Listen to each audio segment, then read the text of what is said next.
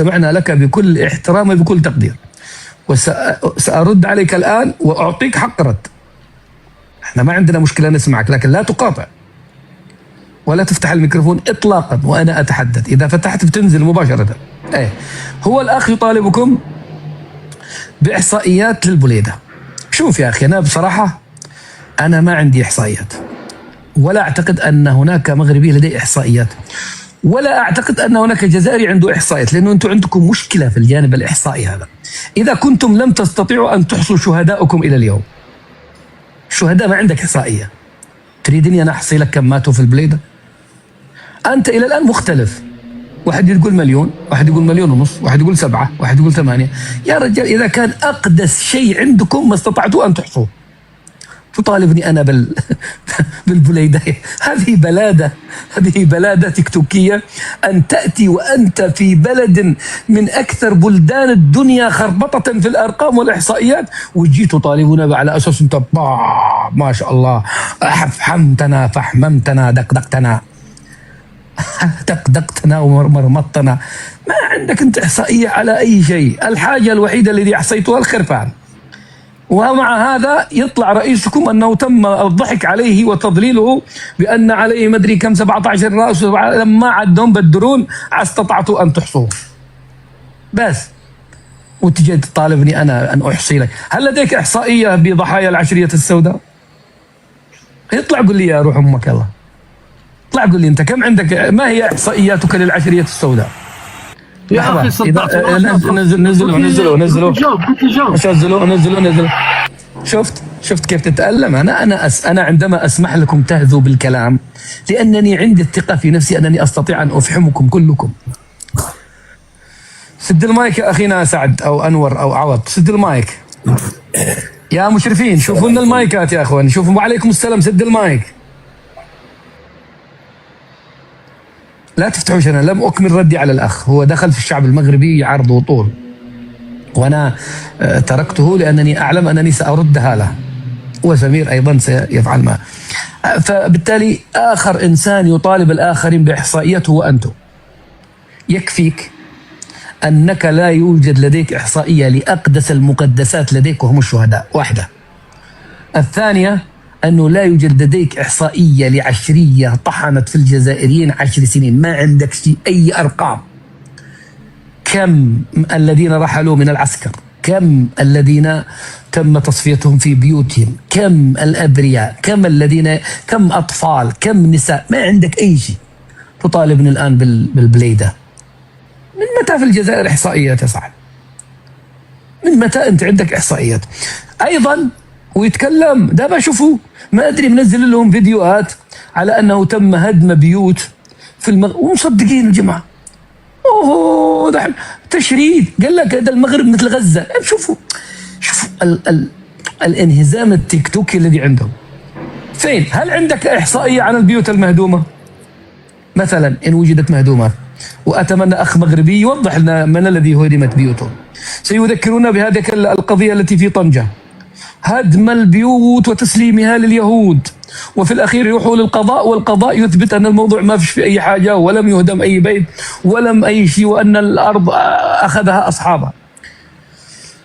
أحيانا تحدث أمور، بيوت مثلا سيتم هدمها نتيجة بناء مكان معين ثم يتم تعويضهم في مكان ما، عادي جدا. لكن تصوير هدم البيوت في المغرب وتهجير وهناك هجر، ما هذا العبط، ما هذا السخف، ما هذا السخف. أحيانا يهدموا بيتك لأنه بناءك غير قانوني أصلا، أحيانا يجوا يخرجوك منها لأنه حتى لا ينهدم على رأسك، ويصورون على أن هناك تم ترحيل أسر من المغرب مثل غزة. هل لديك إحصائية؟ لا، ويطالب بكل جرأة ويفتح لسانه. هل لديكم إحصائية عن أحداث البليدة؟ طيب أنا أعطيك. هل لديك إحصائية عن البيوت التي تم هدمها؟ هل لديك أسماء عن البيوت التي تم تهجيرها؟ هل لديك اسم المكان الذي كما تقولون في الرباط حصلت في أحداث؟ ما عندك شيء. وتطلع وتطالب الناس وتطالب الخلق بأنهم يعطوك إحصائيات على أساس أنك عندك الإحصاء هذا ما شاء الله مقدس، وعندك ما عندك والو. تفضل يا أخي اللي بعده، تفضل.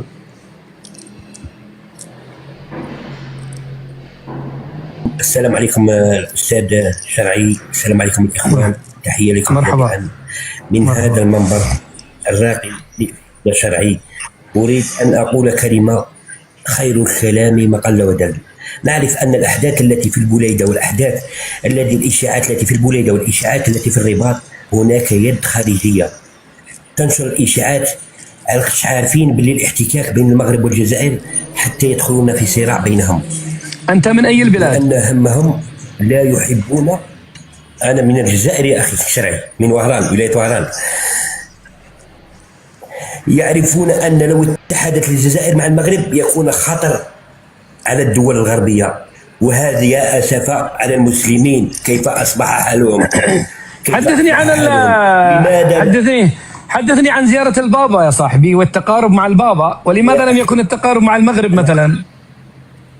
يا أخي الغالي، يا أخي الغالي ويا أخي المحترم، أنا زيارة البابا لا شأن لي، لأنه أحترم دينه، لكن لا شأن بها. حببت لو أن ملك المغرب يأتي إلى الجزائر ونشاهد هذا الاحتفال والتحاب بين الشعوب، والتحاب بين رئيس الجمهورية الجزائري والملك المغربي، وجمع القلوب وجمع الشعبين المسلمين. والله حببت لو أني شاهدت. ما المانع في نظرك؟ في نظرك أنت ما الذي يمنع التقارب بين الشعبين في نظرك أنت؟ من السبب؟ يا أخي، أنا كشعب، أنا كإنسان بسيط وكشعبي بسيط، الله بعلمه هذه أمور سياسية ليس لدي يد فيها، لكن حببنا أن أخي حببنا الله يحببني فيك. اسمعني شوية، اسمعني يا أخي الغالي، أنت يا أخي الغالي، هو شوف، أنتوا الطيبين في الجزائر ما أدري ليش سبحان الله لا تكتمل طيبتكم بالزاف.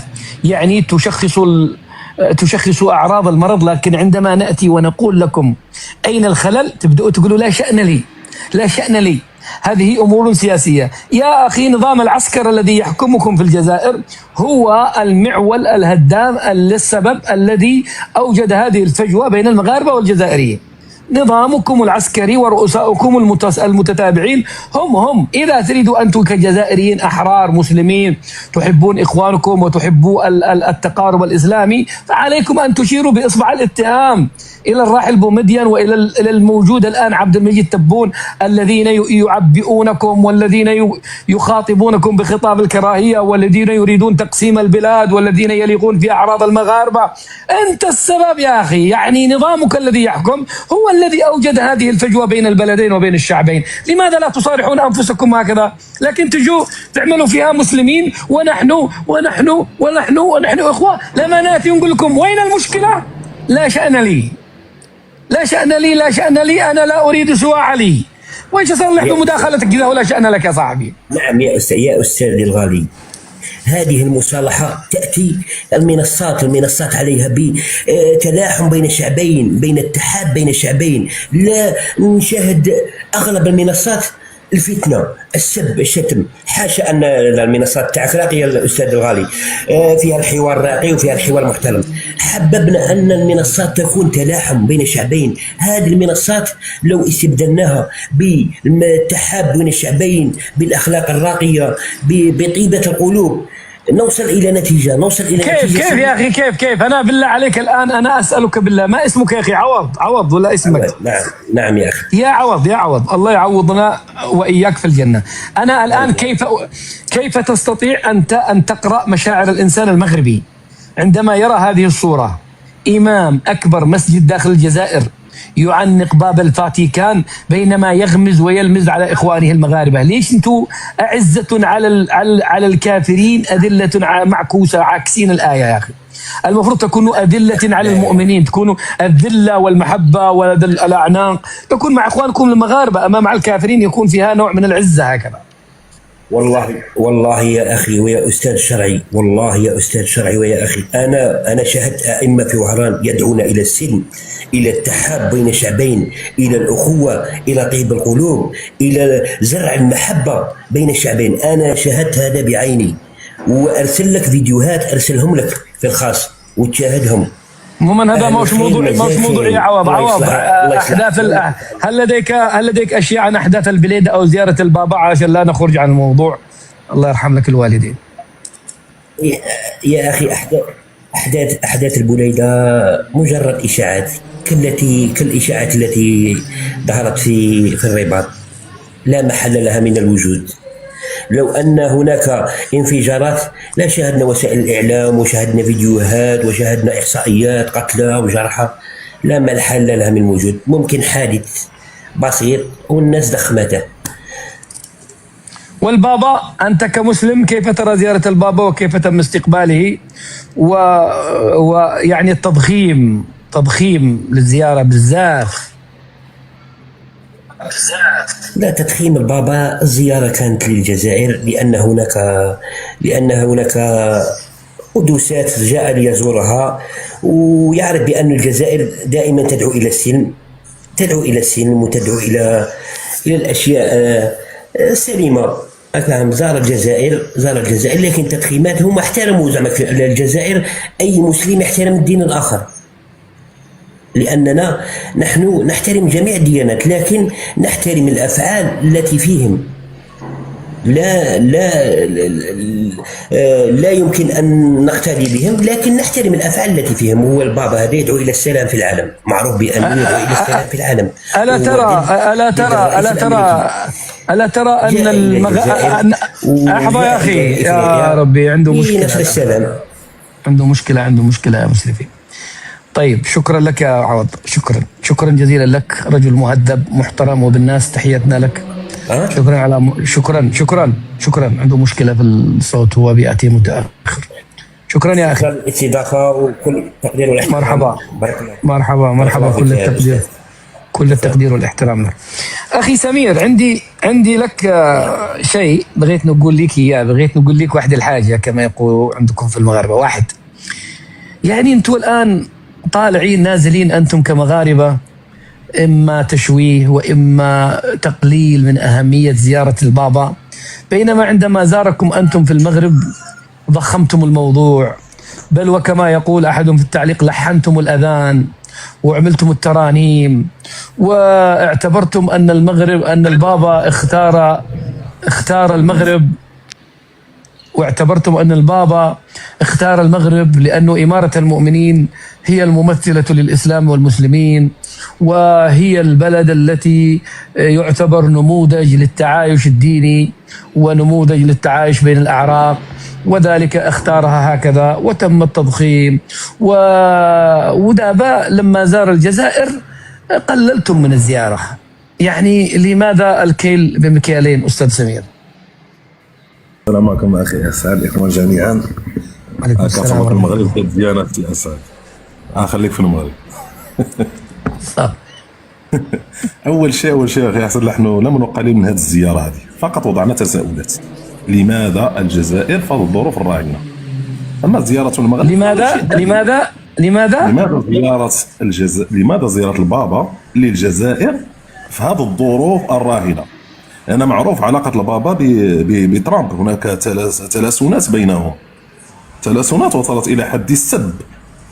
لماذا في هذه الظروف هذه يزور الجزائر بدعوة من الجزائر؟ أنا أفهم هو عفوا هو جاء دعوة من الجزائر. زيارته للكاميرون مفهومة، لأن الكاميرون فيها 30 مليون نسمة، 15 مليون كلهم كاثوليك. الزيارة لأنغولا فيها 36 مليون نسمة، 15 مليون كاثوليك. زيارته لغينيا الاستوائية تقريبا 2 مليون نسمة، أكثر من النص كاثوليك، يعني مش شيء مفهوم. ولكن زيارته للجزائر شيء غير مفهوم.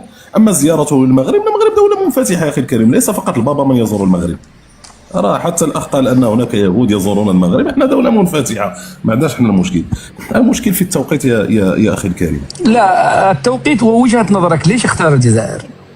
لم يختار الجزائر، هي دعوة من الجزائر. أقول لك لشيئين اثنين في وجهة نظري أنا. الأولى هو الأحداث التي وقعت في تبسة الشهر الماضي، وهذه نقلتها وكالة الأنباء رويترز. تم تصفية 3 جنود جزائريين في مواجهات مع مسلحين بأسلحة ثقيلة. تخيل أخي أسعد، أن وكالة أنباء رويترز ووكالة عالمية تحدثت على هذا الشيء هذا ساهم تم تصفية 3 جنود جزائريين من قبل من؟ مسلحين. الكباب يا اخي الكريم ينخرهم منذ سنين، واذا اردت الدليل نعطيك. تخيل في 2024 الجيش الجزائري نفذ 53 عمليه ضد الكباب. 53 عمليه. اذا اردت الدليل اتيك به. ما هو عندكم نفس الشيء لا عندكم نفس الشيء. انا سمعت خبر قبل فتره انه تم القاء القبض على اكثر من 24 كبابي في 12 مدينه، منها بني ملال وخريبكا ومدري ايش ومراكش. هل كانت هناك مواجهه؟ نعم. هل كانت لا هناك اخبار عن انه تم اكتشاف خليه عندكم. نعم اخبار، لكن اذا طلبنا بالادله لن نجدها يا اخي الكريم. انا اقول لك مواجهات عسكريه ما بين العسكر. نحن نفشل اي خليه كبابيه، اي خليه كبابيه يلا كتفكر انها دير عمليات يفشلوها المغرب. بينما الجزائر اتحدث على 53. اذا اردت الدليل اتيك به الان. لا لحظه قبل الدليل عشان افهم سي سمير انه انت كلامك شوي كبير. ما دخل احداث بسا ومقتل 3 جنود اسرائيليين في زياره البابا؟ يريدون تجميل صوره الجزائر، لأن صورة الجزائر اهتزت لأن شفنا. وإذا أردت أتيك بها، كندا وبريطانيا وأمريكا يحذرون رعاياهم من التوجه إلى الجزائر، يقولون فيها خطر كبير من الاختطاف والكباب. وإذا أردت الأدلة والله موجودة. وأمريكا أعطت تفاصيل، قالت أن في 2020 كان هناك مواجهات مسلحة، 2021 2022 2023 وفي 2024 53 عمليات. يا سي سمير دابا قداسة البابا بأهميته في العالم وفي العالم المسيحي فقط استدعته الجزائر هكذا كالطفل الصغير كي تلمع صورتها؟ معقول؟ يعني هذا قداسة البابا يا صاحبي؟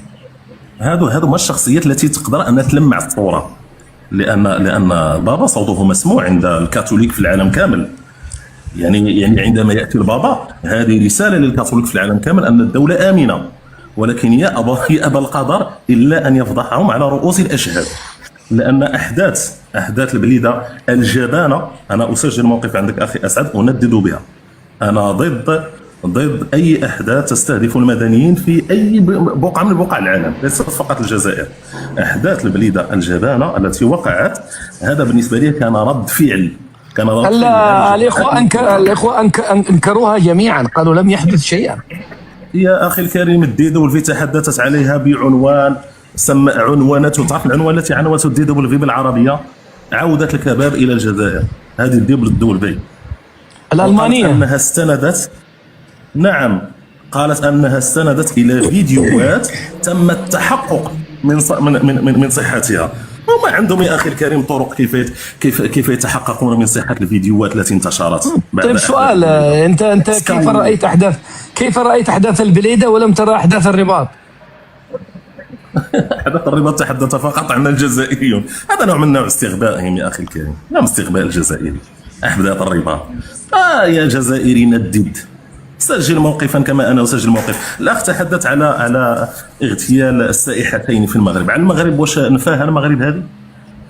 لم ينفيها المغرب، وخرج بيان وتمت محاكمه الجنات حتى في احداث مراكش.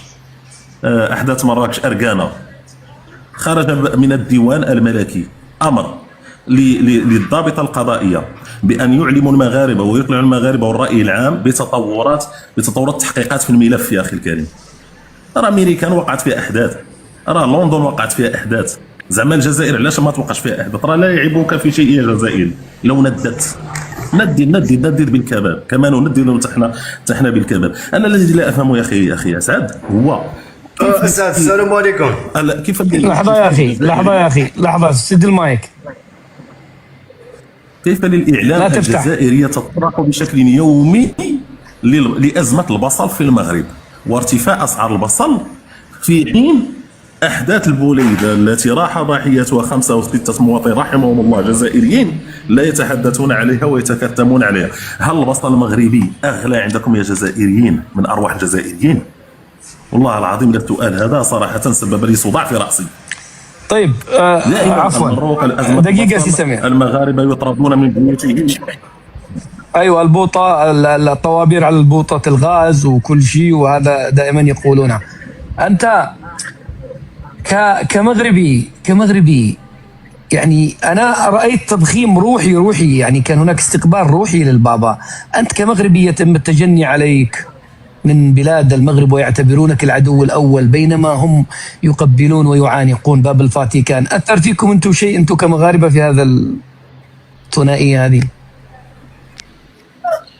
دوش فاش ياثر عليا يا اخي الكريم، لان الفاتيكان وقتي طرحتي واحد السؤال اغتنم الفرصه زعما نجيب خلينا عليه. مع نحكوا اخويا يحكي غير هذا. انزل تحت يا اخي، انزل تحت يا اخي، انزل تحت. انت لم تلتزم، انزل تحت. نعم. اذا لا تطلعوا لا ما يفهم نظام المنصه ويجي مره ثانيه ينضبط. اكمل يا اخي. نعم، انت طرحتي السؤال اخي اسعد، وانا اغتنم فرصه هذا السؤال الثاني لاجيب على السؤال الاول. وايضا هو ما موقف الفاتيكان من الصحراء المغربيه، ولماذا لم يتجرأ تبون كعادته ان يتحدث على الصحراء؟ ايوه هذا مزيان، قول. اول حاجه، الفاتيكان ليست دوله عضوه في الامم المتحده، هي دوله مراقبه لا تمتلك حق التصويت. حتى لو قالت الصحراء غير مغربيه لا فائده من ذلك. هذه الاولى. ثاني حاجه، موقف الفاتيكان من الصحراء المغربيه موقف واضح، وانها تتبنى الحياد الايجابي، ليست لا مع هذا الطرف ولا مع هذا الطرف.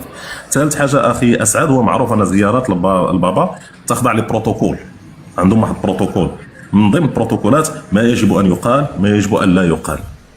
يعني 100% ان خضع تبون الى بروتوكول البابا. سالتي سؤال اخر على اوغسطين يا اخي. عفوا دقيقه، قبل لحظه.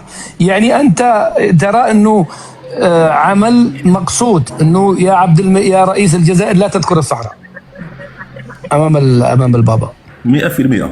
هذا معروف، لان القضيه الاولى في الجزائر هي قضيه الصحراء يا اخي الكريم. هما شوف ذهبوا الى جنيف، تخيل جنيف لمناقشه التراث، وتحدثوا على الصحراء المغربيه. الا يتحدثون مع رئيس دوله او ممثل لكيان دابا؟ يعني هل هو البابا الذي طلب منهم الا تتحدثوا عن الصحراء، ام هم يعرفون موقفه انه لا يريد ومن باب الادب لم يتحدثوا؟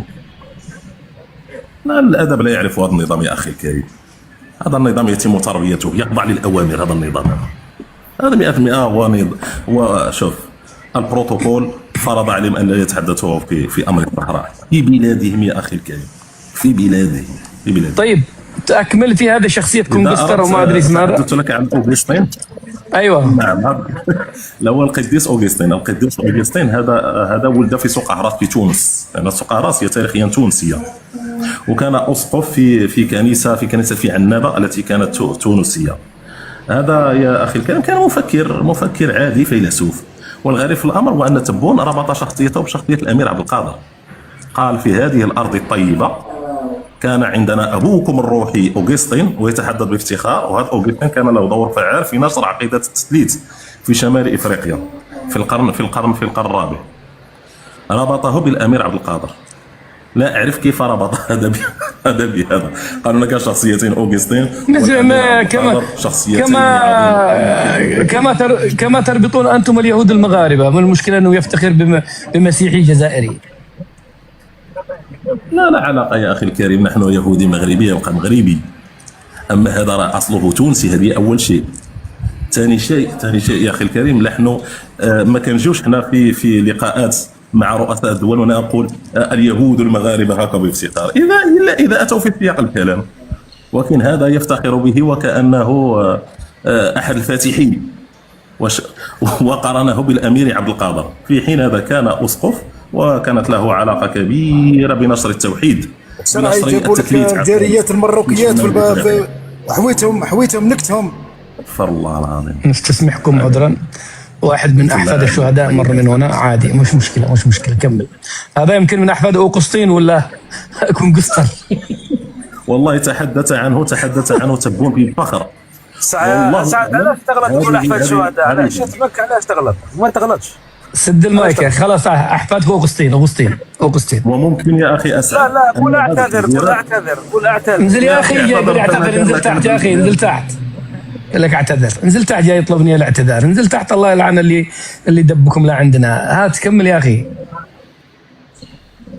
نعم نعم اخي اسعد، ربما اقول هذه ربما فقط اجتهاد شخصي، هذه الاحداث جاءت ردا على تصريحات بوقادوم وتصريحات ايضا تبولانا بن قادوم تزلفا للبابا. ماذا قال؟ الجزائر كانت مسيحيه ونحن نحب المسيحيه وتربطنا علاقات بالمسيحيين بافتخار اخي الكريم. ربما هذه التفجيرات اسمح لي، هذه الاحداث جاءت ردا على تصريحات بوقادوم وتصريحات التبون الذي مجد اوغسطين ومجد المسيحيه ومجد عقيده التثليث. نحن لا نمجد يا اخي اليهود المغاربه الا اذا اتوا في سياق الكلام. ما عمرك تسمع الملك ديالنا كينوض في خطاب امام رئيس دوله ممثل كيان ويقول هذه البلد انجبت اليهود وانجبت كذا وانجبت كذا وانجبت كذا. لا لا لا لا ليس جلالة الملك يقول هذا الكلام، لكن أنتم في إعلامكم وفي أبجدياتكم تنفخون اليهودي المغربي وتتفاخرون به حتى وهو يقتل في إخوانكم في فلسطين. الكل يمثل نفسه يا أخي الكريم، ما يهمنا هو توجه الدولة ولا يهمنا توجه الأفراد كلها يمثلون نفسها يا أخي. نختلف مع من يمجدهم، أنا شخصيا أختلف معهم، ولكن كل يمثل نفسه. بلد ديمقراطي وبلد الحريات، تجد من يمجد وتجد مسيرات مليونيه تدعم القضيه الفلسطينيه. يعني مساحه عندنا هامش الحريه راك عارف في المغرب هامش كبير وكبير جدا. طيب يا اخي سمير، انت مصر ان هناك احداث في البليده؟ يا اخي اسعد شوف، انا التزم بما شاهدته وبما قراته. اذا قدروا الجزائريين يكذبوا لنا ولو ببلاغ من دوله الجزائر نقدر نفكر في الامر، ولكن صمت دوله الجزائر يؤكد ان هناك احداث وقعت. لان يعني لا يوجد اي نفي رسمي صدر من الدوله الجزائريه. فلياتونا بهذا النفي الرسمي وياتونا بالرد على هذه القنوات العالميه، TV5، لو فيغارو، فرانس 24، سكاي نيوز عربيه، الدي دبليو. يلا ردوا لنا على هذا وشرحوا لنا هذه الفيديوهات الذين قالوا معدله بالذكاء الصناعي. يشرحوا لنا كيفاش هذا الذكاء الصناعي الذي مر على هذه القنوات العالميه. طيب خليك، القنوات العالميه ما عندهمش طرقهم باش انهم يكتشفوا هل ذكاء صناعي ام فيديوهات حقيقيه. طيب سي سمير، تستطيع ان تقفل الميكروفون وتذهب وتدير شؤونك وتتغدى وتتمدد وتصلي كما تشاء، لكن ابقى في القس لانه انا بغيتك تبقى اذا ظروفك ووقتك يسمح. الله يكبر بك. تفضل يا اخينا راجح ثم زنزن ابو زنزن. كان هذا هو الفيديو ديال اليوم. ما تنساوش الى عجبكم الفيديو جيم بارطاجو ومتابعه باش دائما يوصلكم الجديد. تحياتي.